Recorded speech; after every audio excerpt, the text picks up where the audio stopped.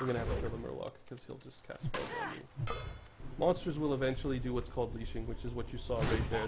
They'll stop attacking you and run back to their position. Unlike other MMOs like EverQuest, monsters don't follow you indefinitely. In EverQuest, monsters definitely would be willing to follow you indefinitely, and it made for some interesting times, that's for sure. So I do see a shiny item. Our sort of, hey listen, Navi is over there telling us where to go, so we're gonna head that direction. I have a feeling it's for this quest, since that's the only eligible quest we have. Process of elimination and all that. Ooh, we got a clam. We'll open that clam. Clams drop off of many sea creatures, and sometimes they can have gems inside or things like that. It was sort of a... I remember back in the day there was a controversy that they made it so that clams could finally stack on top of each other. That's your little bit of WoW trivia for the day. Sort of insignificant, but kind of funny. I think it ended up in a guild named Clam Stacking Casuals. So we're gonna gather up our Zavrinstone.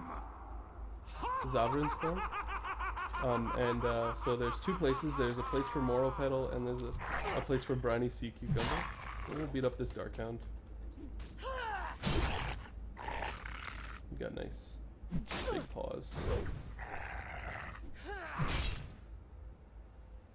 That might... Oh, that almost killed me. Well, that was fun. I was really hoping it wouldn't. Come on.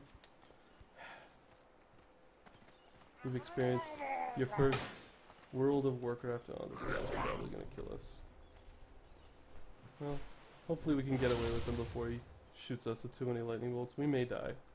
That was just kind of unlucky. 2 deaths in this video. Well, I'm doing pretty good so far. I am sorry about the deaths. I don't know what that's about. I think it's just because I'm not used to a vanilla character like this. Most of the time, when my attention's divided, I get problematics. But hopefully it'll be comical enough that you guys will like watching me die, and it won't just be like, oh look, he died again. That's kind of sad. But it does go to show you that even players who have been playing a very, very long time can die. So I guess we'll try to make use of the time. As I was saying, we have melee statistics and base attributes. Base attributes will, in some capacity, modify our melee attributes, as well as our general. We can see that we have, you know, a total health, and it just gives us our maximum rage. It's really not important for the warrior class so much because other classes that have energy that sort of increases with statistics will actually make use of this section, whereas for us, our rage never changes. It's always 0 out of 100. I sort of wish I could turn him off. He really is occupying quite a lot of audio space in my Let's Play. Anyway, we're back at our corpse. Hopefully now we can salvage this and head into the water. We're going to be doing some swimming, I think. So I'll try to be a little bit more careful, making sure I don't just ignore everything.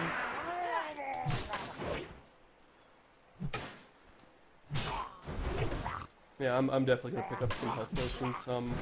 I may pick up some health potions in an interest in covering sort of the auction house. Hopefully free characters can participate in the auction house. I'm not 100% sure about that. We got another clan. Open it up.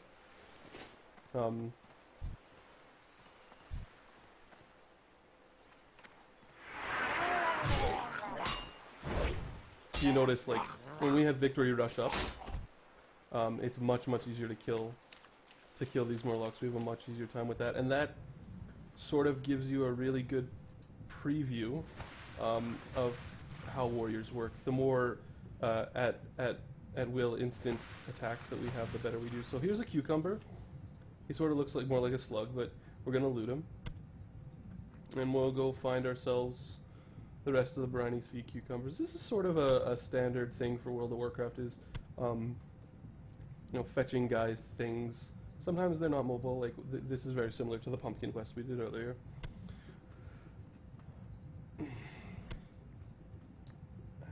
need 3 more, and then we'll go back. But one of the nice things about this area is they really added and infused a lot of narrative that wasn't previously there. We got to see that in the prisoner quest with Lillian. In the next area, once we're fit to leave Tearsfall Glades, once we head down into the Silver Pine Forest, you'll really get to see that narrative take off. You'll really get to see that narrative be driven even more. You know, they've done a really good job of sort of making this early part of the game more rich and more fulfilling. Beforehand, it was sort of like this just horrible grind that you had to get through because there was no reason. I actually think that level 1 to 60 now, since Cataclysm, is some of the most fun I've ever had playing World of Warcraft. So eager you are. Just trying to keep my throat moist. I found that, believe it or not, talking for an hour and a half straight is actually quite challenging. So, along the way, this is sort of a difference in playstyle. Most of the time, unless I feel like I'm quite strong, I'll ignore monsters as I run back. But some players would advocate, and it probably for the better, that you kill monsters on the way. Sort of grind or kill monsters on the way to make use of the time, so you're not sort of wasting. It'll definitely help you out to do so. Even if you're just getting used to combat, it's something you can do. I don't normally do it. Normally I just ignore it and sort of, you know, run my way there with making use of the auto run key. But with these Dark Hounds, since they're going to chase me anyway, and I don't particularly feel like being dazed and killed from running away, I'm going to kill them. You'll notice I ignored the bats. That's simply just because they're not gonna attack me, and if they're not gonna attack me, then they are literally not dangerous. We turn. we get a little nice red hue once we use Victory Rush. I guess they decided to add some effects to it. I don't know if that was in earlier. I don't actually spend a lot of time staring at my character's bum when I'm playing. I tend to do something else. Like I said, I tend to watch Grimmeth or Jeff Major, my 2 favorite Let's Players, play other games while I play World of Warcraft. That might seem a little silly to some players that, you know, I watch other games while I'm playing World of Warcraft. But, you know, when you've done these levels so many times, sometimes it can be a little tedious, and, you know, sometimes you want a class you don't have. I think currently I have every class past level 60 now in the game, and a couple of different. I think I probably have 5 or 6 warriors. So we're looking for Marrow Petal, and I think the Marrow Petal will be found inside. Yep, it will.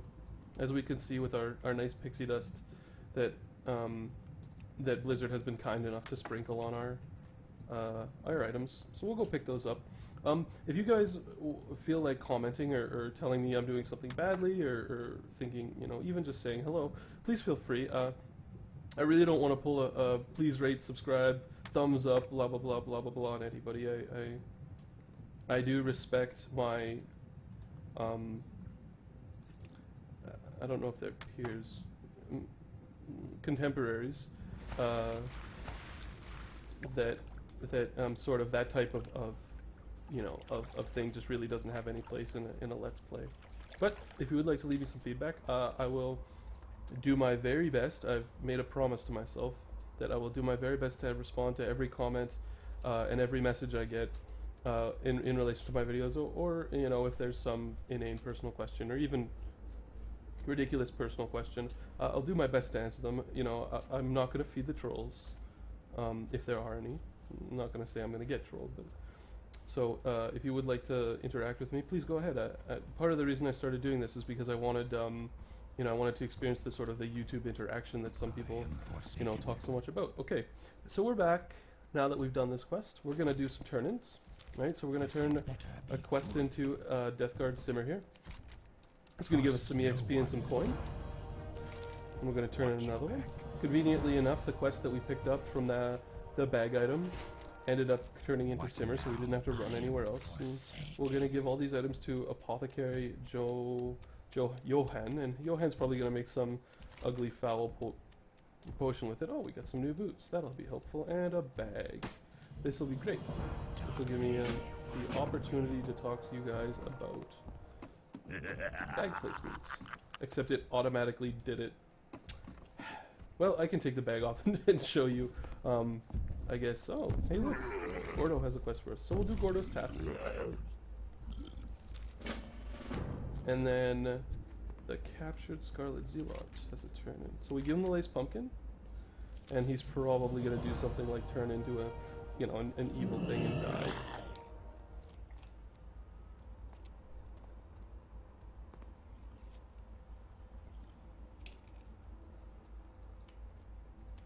You can see he's talking to us.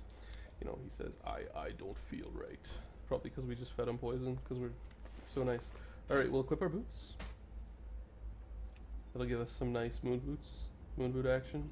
Any children of the 80s moon boots. Alright, bags.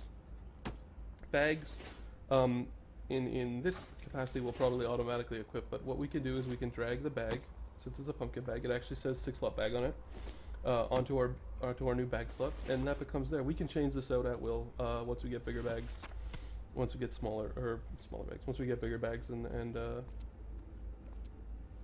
sort of once we need to. We're going to talk to the general trade guy. We're just going to right click our items to sell them, because none of these items we need. We're going to keep our cloth for bandages later on, and we're going to take a look. I don't think there's a first aid trainer until we get to the next place, so we're not going to worry about that. I'll talk about first aid once we get there. So Gordo wants us to pick up 3 gloomweeds, and I'm pretty sure, yeah, they're just all around us. So we're going to go out, we're going to look for pixie dust, because pixie dust tells us where to go, and there's one right there. Oh, we're going to go grab it, because we like to complete our quests. Alright, so we get our gloomweed. Now we're going to take a look. Collection quests like this can be pretty straightforward. This quest sort of gives you a good rendition of what being a herbalist, having herbalism as one of your trade skills would be like. You sort of just run around and pick flowers. Which, believe it or not, I found herbalism to be one of them, herbalism and inscription to be one of the more rewarding trade skills that I ever tried in World of Warcraft. I'm not big on the trade skills. I'm not the kind of guy who collects patterns and does all those things. I sort of power level up the trade skills that I think are useful, and then you get you get sort of like, not random, but you get sort of nice little bonuses for being a herbalist and you know, other things. The herbalist, I think you get like a little self heal, or maybe it gives you haste. I can't remember. It's been a long time. So we're going to turn these weeds that we picked up, the gloomweed, into Gordo. Oh, maybe not into Gordo. Yep, nope. Gordo is sending us to our next destination. So in the interests of not dying on the way there, we're going to take the path. Usually the pathway that's been set up, or the roads that have been set up, are not surrounded by monsters.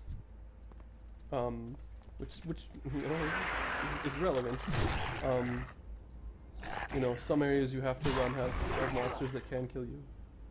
However, this WoW is gentle. WoW is not EverQuest. You know, EverQuest, you'd be in your newbie area and there'd be some level 50 monster running around in the newbie area killing everybody. Whereas this game, not so much. Yeah, and speaking of EverQuest, I may actually do a Let's Play of EverQuest later on to sort of show people, not necessarily the difference, but just, you know, a game that I really love. There are some emulated servers and progression servers and things that go all around with EverQuest, so I'm thinking about that, but I'm not 100% sure if it would be very entertaining. EverQuest is pretty grindy, so in doing a Let's Play, I probably would be skipping quite a bit of content. And I'm not 100% sure if that's coming in on the recording, this little wave here, so I may have to turn on vertical sync to fix that problem. That's something I didn't notice before, but I definitely don't want it tarnishing the quality of the video.